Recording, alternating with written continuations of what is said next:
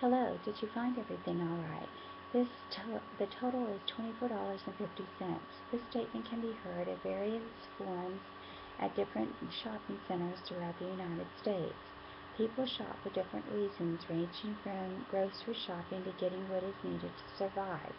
In fact, it was estimated in 1987 that Americans spend 6 hours a week shopping and 40 minutes playing with their children.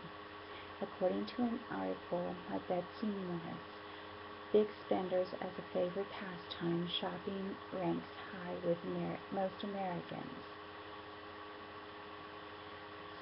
Starting with the female shopper, as one would expect, this is the most complex and the most difficult to understand.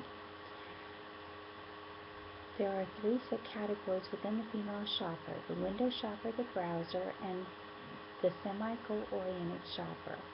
As a general rule, the female shopper hardly ever knows exactly what she wants. The window shopper.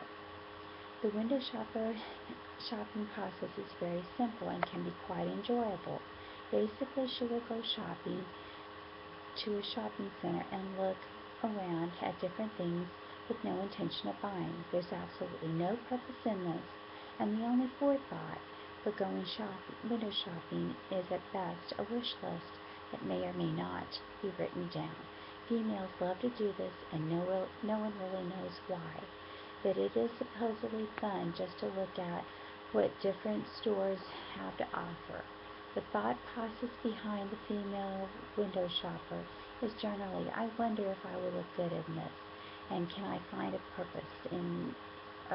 purposeful use for this? Other than that, there really isn't a true reason behind looking at the products. This process can take anywhere from half an hour to 3 or 4 hours or more. The browser. The female browser has more of a goal in mind than the window shopper. She will again go in various stores, this time picking up items, trying them on if she happens to have clothing, or testing appliances. Salespeople will come by occasionally asking if they can help her, and she will tell them that she's only looking. This is a lie. She knows that she will walk out of that store with something. The question is what that something happens to be. Finally, after trying on a dozen items and testing various versions of a product, she will make her way to the checkout stand. The entire process can take anywhere from an hour to about 3 hours, depending on what she's actually looking for. The semi-goal-oriented person.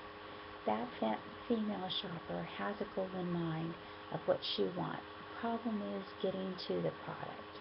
With the female semi-goal-oriented shopper, she still wants to look around, and sometimes this is best because she might find a better deal. This is especially true when she's shopping for a particular type of clothing, such as pants. She'll still try every pair on that she likes to find just the right fit, but at least she's not spending all of her time on almost everything in the store. In the end, she'll likely wind up with the first pair of pants or the first version of whatever the product happens to be. Next is the less complicated shopper, which is the male.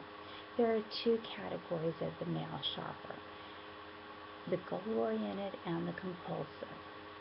The goal-oriented. This is the fastest way to shop. He goes into the store knowing exactly what he wants to get. For example, the guy walks into the store wanting a pair of jeans. He doesn't worry about trying them on.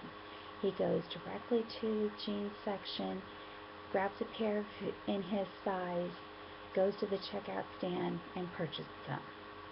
If they happen to be more than, say, $20, then he might actually try them on because he really doesn't want to buy something that doesn't fit him. Spend the money on something that doesn't fit him. The compulsive buyer. This category doesn't fit every guy, but there are some men that will shop till they drop. Most of these guys will look around for different things, and when they see something they like, they'll buy it, no questions asked. This can go on for hours depending on the guy. The child. The next type of shopper is the child. These shoppers are pretty much easy to please because they don't care what they get as long as they get something. Their screams of "Mom, I want this" can be heard all over the store, and it usually lasts until the parents give in and there are no subcategories for the child shoppers. The elderly. The elderly shoppers fall into two subcategories: the savers and the grandchild spoilers. The savers are the elderly people that get what they absolutely need. They usually don't spend a whole lot of time in the stores. They just get exactly what they need to get and they leave. The grandchild spoilers are not really concerned with how much they spend or what they spend on. They're just concerned with keeping their grandchildren happy. Your change is $5, and thank you for shopping at Walmart.